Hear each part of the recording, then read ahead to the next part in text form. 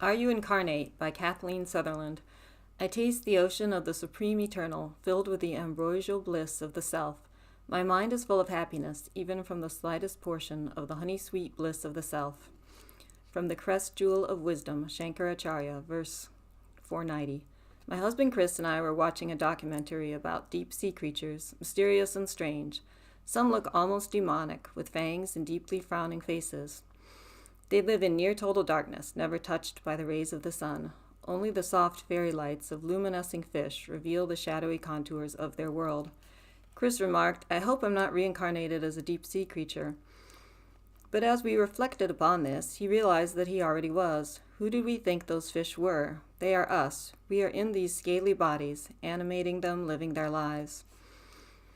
I did think that such a life would be rather difficult and gloomy, but then I realized that this wouldn't matter if I were awake. What a good lesson for our lives right now, right here. For me, life is often difficult and my mood dark, but none of that matters if I am awake, here and now. Awaken now, and if you happen to find yourself incarnate in the sea's depths, your experience will be only sublime and fascinating. You are the unborn, unbound, and untouched. You can experience anything with equanimity and love. Right now you are experiencing a human life. Be awake. Be what you are, the witness of the witness, infinitely regressing into pure awareness. Be awake now, and this will carry over into other lives. These might be future lives, but ultimately there is no time. It's all happening now. Right now. There are only parallel lives, which we see all around us. These are our lives. There is only one life force coursing through them all, animating all. You are in the sea creature's body now. You can experience it partially through video or deep-sea diving.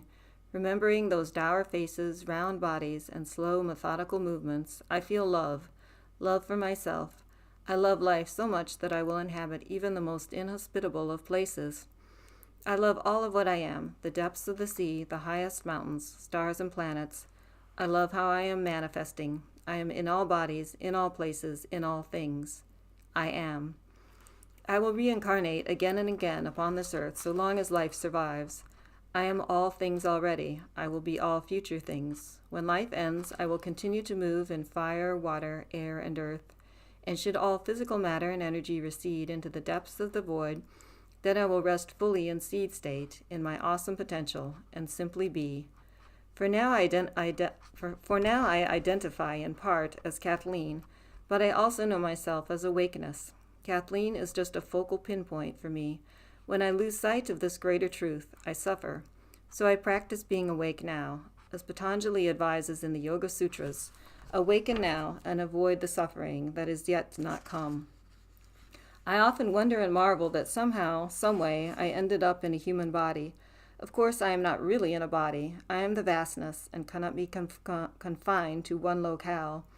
But my power is so great that through karma and cultural conditioning, I create the illusion and very real experience of residing in a body apart from others. We project. Because we feel separate, we see others as separate and assume they feel the same.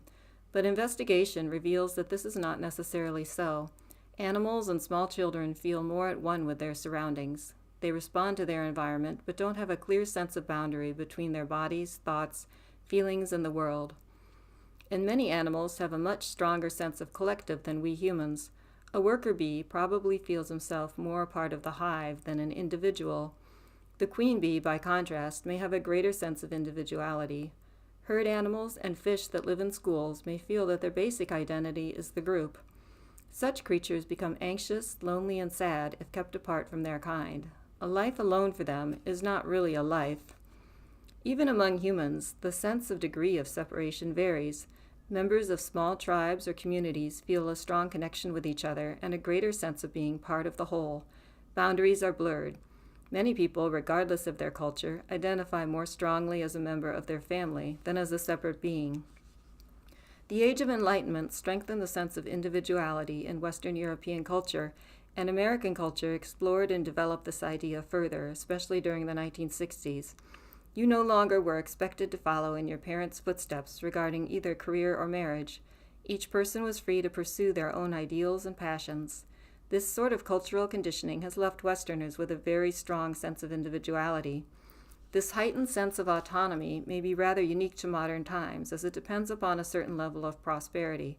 Wealth and a well-developed infrastructure are needed for people to live and care for themselves independently.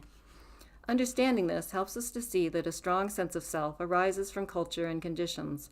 It is not inherent to living beings or to the human condition, and there is nothing objectively true about it. We could just as easily identify primarily as members of our family, our tribe, community, country, or species. Allow your sense of self to soften and expand. You are not confined to a body. You breathe, you radiate heat, you see, far and wide. Where are your thoughts? Some are within, but more roam outward towards sensory objects, and most are in the dream realms of past, future, and fantasy.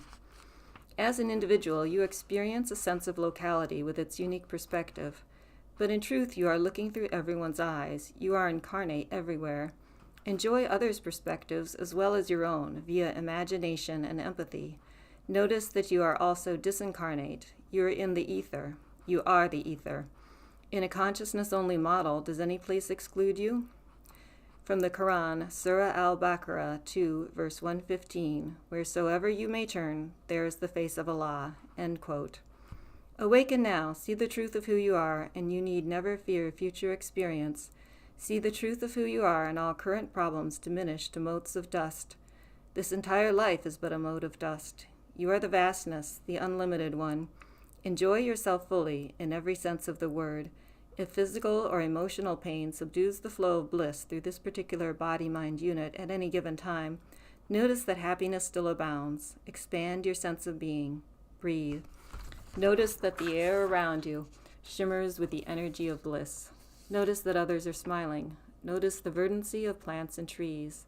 Bliss, your bliss, enlivens them all. Enjoy yourself through them. You are all that the eye can see, all that the mind can imagine. And this can never be changed, for you are the unchanging. Even the darkest depths of the ocean do nothing to obscure your light, your dream, your joy, yourself.